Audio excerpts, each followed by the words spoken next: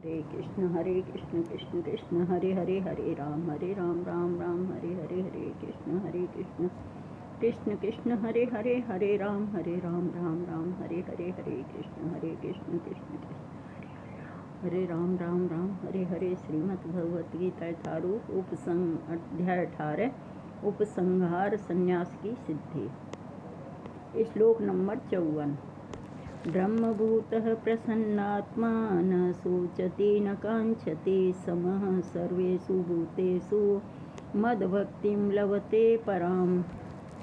इस प्रकार जो दिव्य पद पर स्थित है वह तुरंत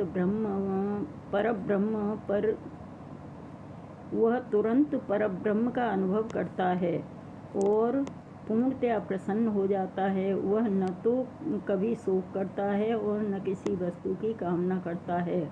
वह प्रत्येक जीव पर संभाव रखता है। उस अवस्था में वह मेरी शुद्ध भक्ति को प्राप्त करता है। तात्पर्य जगतगुरु श्रील प्रभुपाद जी महाराज की जय, गुरु महाराज की जय। निर्विशेषवादी के लिए ब्रह्मभूत अवस्था प्राप्त करना अर्थात ब्रह्म से तदाकार होना परम लक्ष्य होता है, लेकिन साकारवादी शुद्ध भक्त को इससे भी आगे चलकर शुद्ध भक्ति में प्रवृत्त होना पड़ता है। इसका अर्थ यह हुआ कि जो भगवत भक्ति में रत है वह पहले ही मुक्ति की अवस्था जिसे ब्रह्मभूत या ब्रह्म से तादात्म्य कहा जाता है प्राप्त कर चुका होता है। परमेश्वर या परब्रह्म से तदाकार हुए बिना कोई उनकी सेवा नहीं कर सकता।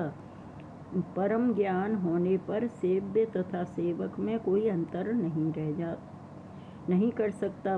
फिर भी उच्चतर आध्यात्मिक दृष्टि से अंतर तो रहता ही है। देहात्म बुद्धि के अंतर्गत जब कोई इंद्रिय तृप्ति के लिए कर्म करता है तो दुख का भागी होता है, लेकिन परम जगत में शुद्ध भक्ति में रत रहने पर कोई दुख नहीं रह जाता। कृष्ण भावनामृत भावित भक्त को न तो किसी प्रकार का शोक होता है न आकांक्षा होती है। चूँकि ईश्वर पूर्ण है, अतएव ईश्वर के में सेवारत जीव भी कृष्ण भावना में रहकर अपने में पूर्ण रहता है। वह ऐसी नदी के तुल्य है जिसके जल की सारी गंदगी साफ कर दी गई हो।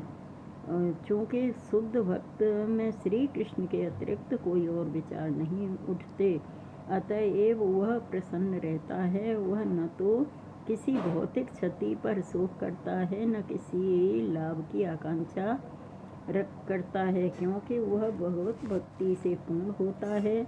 वह किसी भौतिक भोग की आकांक्षा नहीं करता, क्योंकि वह जानता है कि प्रत्येक जीव भगवान का अंश है, अतएव वह उनका नित्य दास है।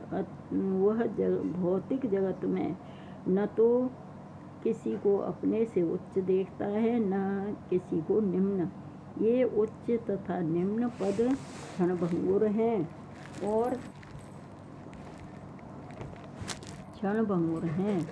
और भक्त को क्षणभंगुर प्राकट्य तथा तिरोधान से कुछ लेना देना नहीं रहता। उसके लिए पत्थर तथा सोना बराबर होते हैं। यह ब्रह्मभूत अवस्था है जिसे शुद्ध भक्त सरलता से प्राप्त कर लेता है। उस अवस्था में परब्रह्म से तादात्म्य और अपने व्यक्तित्व का विलय नारकीय बन जाता है।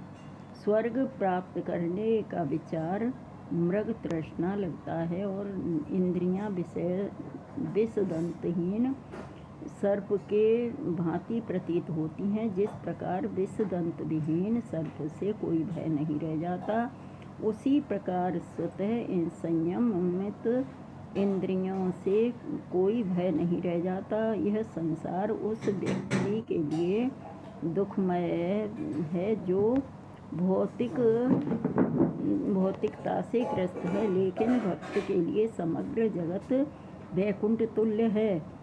इस ब्रह्मांड का महान से महानतम पुरुष भी भक्त के लिए एक क्षुद्र चींटी से अधिक महत्वपूर्ण नहीं होता। ऐसी अवस्था में भगवान चैतन्य महाप्रभु की कृपा से ही ऐसी अवस्था भगवान चैतन्य महाप्रभु की कृपा से ही प्राप्त हो सकती है, जिन्होंने इस युग में शुद्ध भक्ति का प्रचार किया।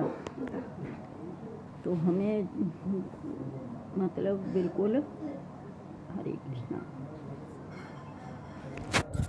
हरे